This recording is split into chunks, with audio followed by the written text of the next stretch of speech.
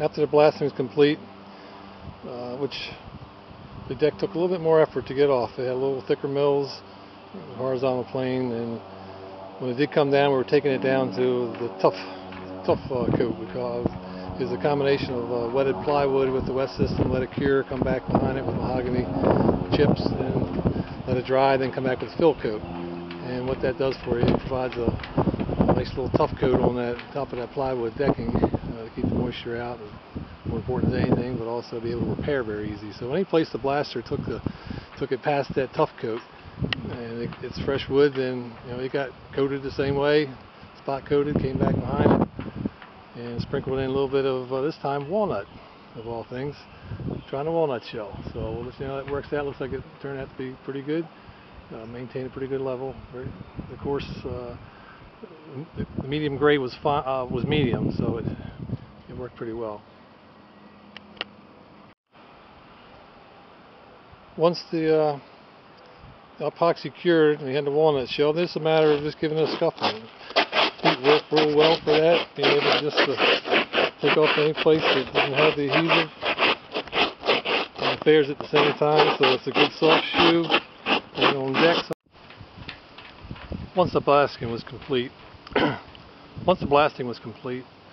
the objective now was to seal any places that the blast had went through. The tough coat we call. This is a coating of wet system over top of the original plywood. It wetted it out, dried. You come back with a second coat, with a good heavy second coat, and then a sawdust of mahogany chips was used. After that cured, you came back and also did a final coat of a fill. It would fill any of the voids between the textured walnut, textured mahogany. This is very simple, made it real easy to make repairs here. Anything that was compromised on the tough coat was taken, it was already down the wood. It was simply coated with the wet system and then filled with a sprinkle of, this time, walnut shell.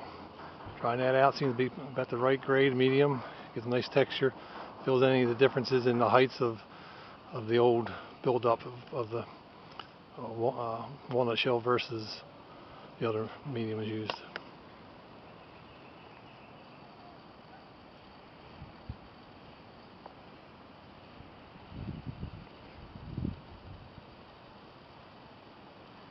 Also, the areas that wanted to assure a good non-skid station that you're a lot of traffic, also worked out real nice with the walnut shell.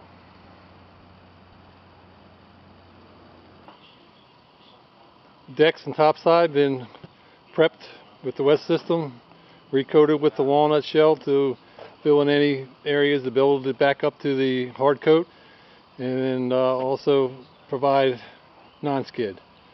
Drying the walnut shell, had used mahogany saw chips before, but the walnut seems like a pretty good option, and I have plenty of it. So to give you a little idea of what it looks like, all it needs now is topside paint. That will come down a little further down the road.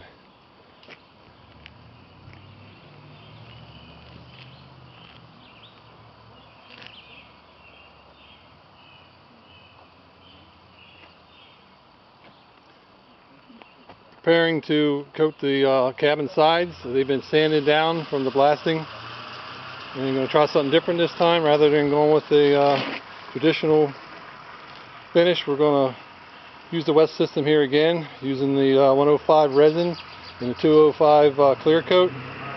Should provide a pretty good base and draw into the wood nicely to protect the wood, and then after any other sequential buildups, it will be topped off with some UV varnish. The 107 does have some UV inhibitors, but they recommend putting on top of it the marine varnish with the UV inhibitors. Cabin sides were sanding down with 100 grit. There still is some little roughness there due to the difference in density of wood when it was blasted. But don't believe that should be a problem. The wet system is good for filling, self-leveling, and sequential coats will take care of any of the low points, and eventually it should just smooth out pretty well. A couple cracks in the back here, they should disappear after the wet system. natural aging of the wood. So we're going to use the wet system to seal the wood real well. So should the varnish be compromised, you'll still have the protection of the wet system. Wood epoxy saturation treatment for wet. We applied the wet system epoxy, wood epoxy saturation treatment made by the Gluten Brothers. Been around a long time. They've recently came out with a 207, which is a clear coat. Does a little less of the blushing, which is a little sheen it gets on some of the older 205, 206 hardeners. It does a real good job of wetting the wood, protecting the wood.